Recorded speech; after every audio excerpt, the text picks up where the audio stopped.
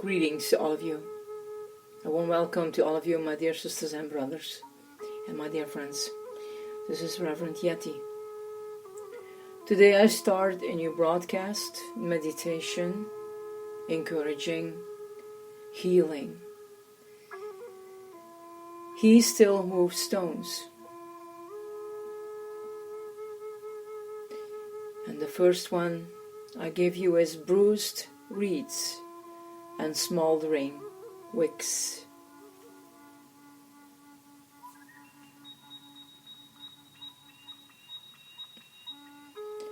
A bruised reed he will not break, and a smoldering wick he will not snuff out. Matthew 12, verse 20. This new broadcast I offer to you as a deep inner healing that I want to offer you as an instrument that God is using His people to stretch out to one another. And need these words, these stories help you. Even if it is not you, to hear and to make it alive, that there is a part, that there is a place for everybody to find healing in God's presence.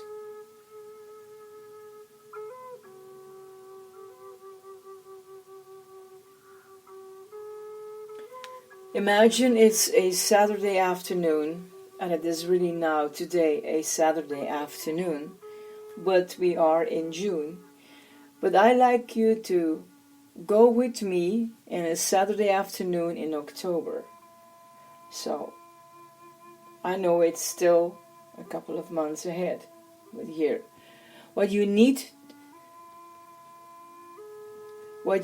to get done today, you've already done. So you could use it as an imagination or so. Your afternoon lies before you with no obligations. Free afternoons don't come as often as they once did. So you consider your options for the day. You pick up a paper to get some ideas. A movie. Nothing good is showing television, like we have now Netflix, and over the years Prime Video, and name it. We are so filled with TV, apps. It's really a very interesting world today. So, watching TV, well, you could easily do that anytime. Just wait. What's this? An ad catches your eye. So you're still with me, eh? We are in Saturday afternoon in October. Special art exhibit, Bruised reeds and Smoldering wicks. From 2 to 4, Saturday afternoon, Lincoln Library. It's been a while since you've seen some good art. Bruised reeds and Smoldering wicks. Probably some nature stuff. Besides, the walk would be nice. You'll do it. You lay down the paper, put on a coat, which I don't need now because it's full sun in California.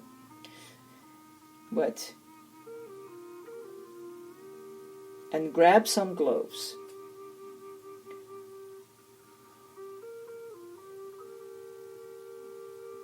You're greeted by the musty odor of books as you walk through the library doors. Behind the counter sits a librarian with her hair in a bun and a pencil behind her ear. A student with a backpack at his feet. Stared into a drawer of catalog cards. A table featuring old Life magazine strikes you as interesting. You start to pick up the one with Truman and the cover when you see a sign that reminds you why you came. Bruised reads and Smoldering Wicks. It reads and points you toward a door. You walk across a hallway and open one of two heavy wooden doors and step in.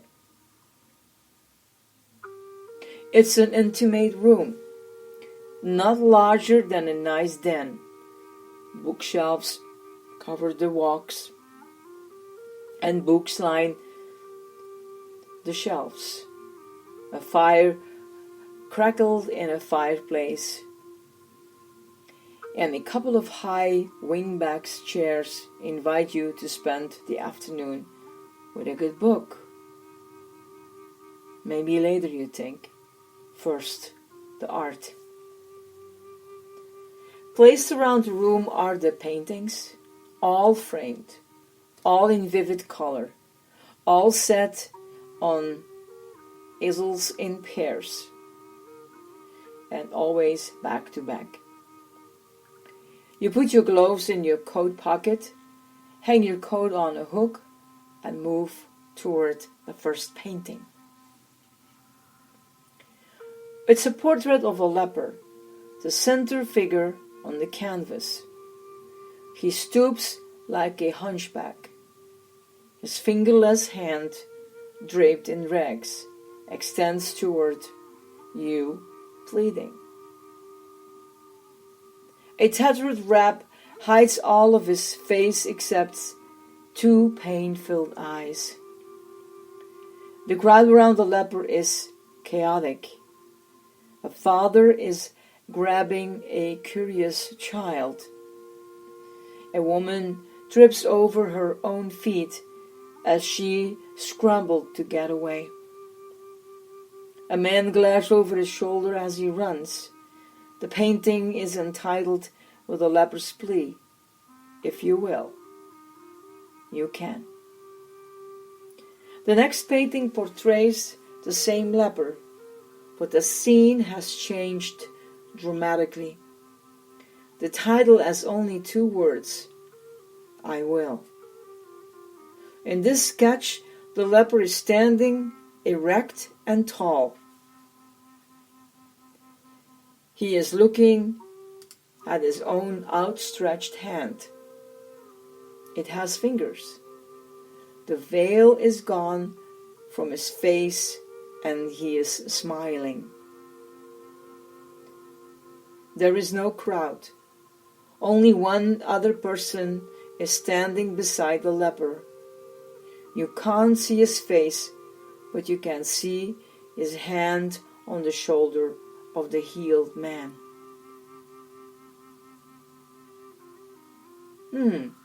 This is no nature exhibit, you whisper to yourself as you turn to the next painting. In this one, the artist's brush has captured a woman in midair jumping from one side of a of a canyon to another. Her clothes are ragged. Her body is frail and her skin is pale.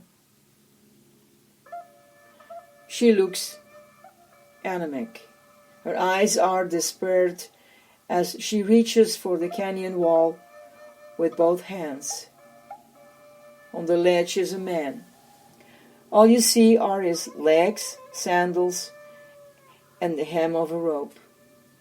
Beneath the painting are the words, the woman's words, "If only."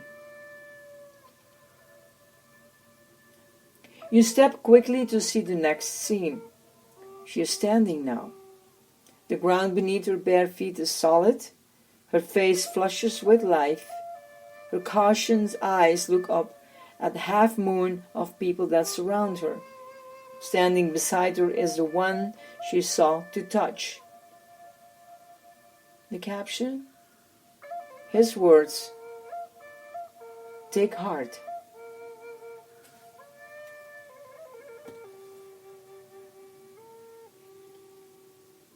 The next portrait is surrealistic. A man's contorted face dominates the canvas. Orange hair twists against a purple background. The face stretches downward and swells at the bottom like a pear. The eyes are perpendicular, slits in which 1,000 tiny pupils bounce. The mouth is frozen open in a scream. You notice something odd. It's inhabited. Hundreds of spiderish creatures claw over each other. Their desperate voices are captured by the caption. Swear to God you won't torture me. Fascinating, you step to the next painting. It is the same man. But now his feathers are composed. His eyes no longer wild, are round and soft. The mouth is closed and the caption explains the sudden peace released. The man is leaning forward as if listening intently. His hand strokes his chin, and dangling from his wrist is a shackle and a chain, a broken chain. In another portrait is scantily clothed female cowers before an angry mob of men who threatened her with stones. In the next painting, the stones lie harmlessly on the ground, littering the courtyard occupied by a surprised woman and a smiling man who stands over some pictures drawn in the dirt. In one painting, a paralytic on a pallet urges his friend not to give up as they stare at the house overflowing with people. In the next, the pallet is on the boy's shoulders as he skips out the door of the house. In one picture, a blind man screams to a rabbi. In the next, he bows before the one to whom he screamed.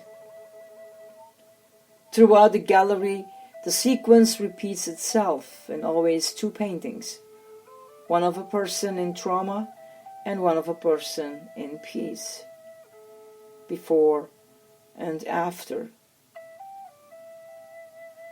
Testimonials to a life-changing encounter, scene after scene of serenity eclipsing sorrow. Purpose, defeating pain. Hope, outshining hurt. But alone in the center of the hall is a single painting. It is different from the others. There are no faces, no people. The artist has dipped his brush into an ancient prophecy, has sketched two simple objects, a reed and a wick.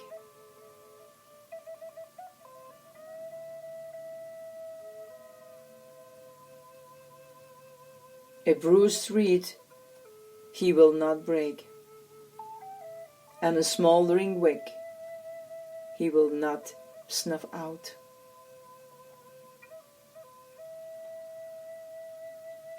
Is there anything more frail than a bruised reed?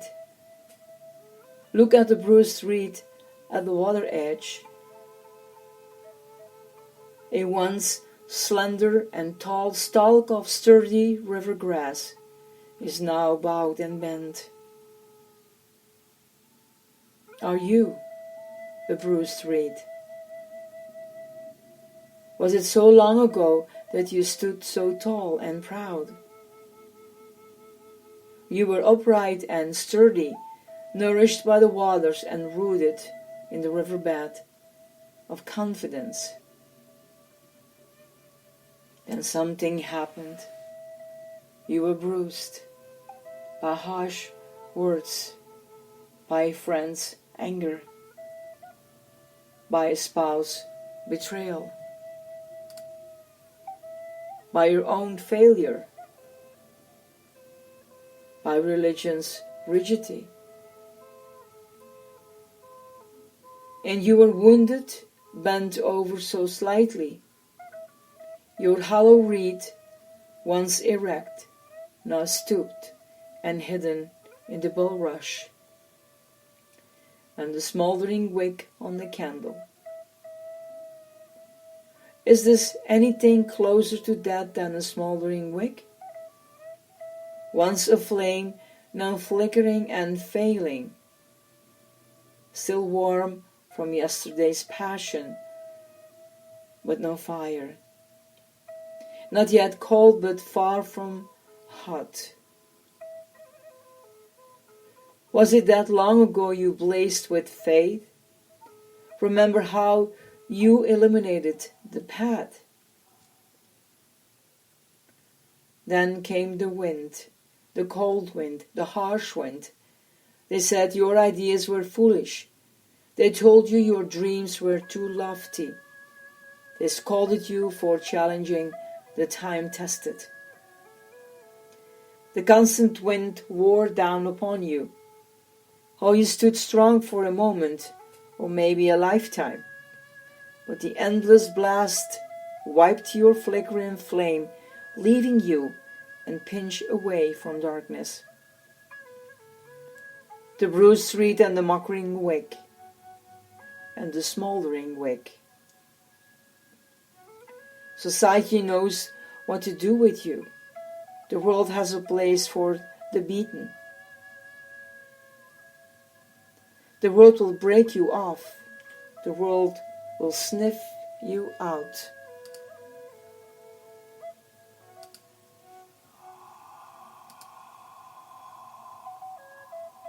But the artists of the scriptures proclaim that God warned. Painted on canvas after canvas is the tender touch of a creator who has a special place for the bruised and weary of the world. A God who is the friend of the wounded heart. A God who is the keeper of your dreams. That's the theme of the New Testament. And that's the theme of the gallery. Let's stroll through the gallery together. Let's ponder the moments when Christ met people at their points of pain. We'll see the prophecy proved true. We'll see bruised reeds straightened and smoldering wicks ignited. It's quite a collection of paintings. By the way, your portrait is in the gallery too. Go ahead. Look at it. It's there to the side. Just like the others, there are two easels. But unlike the others, these canvases are white. Your name is at the bottom. Beside the easel is a table with paint and a brush. The bruised reed, it stood with assurance, had held high and strong stalk, but that was before the careless bump, the harsh rain. Now it's bruised, bent, weakened. It seeks gently fingers to straighten and not break. It needs a firm touch to heal and not to hurt. Tender power, soft strength. Is there such a hand?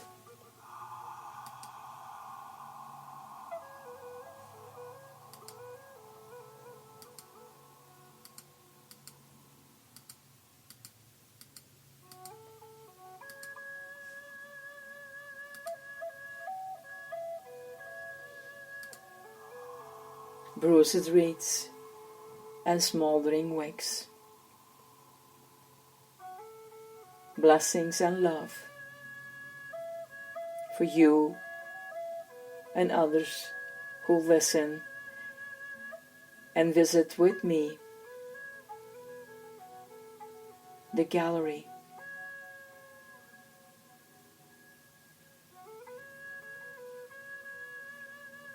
May God be your healer.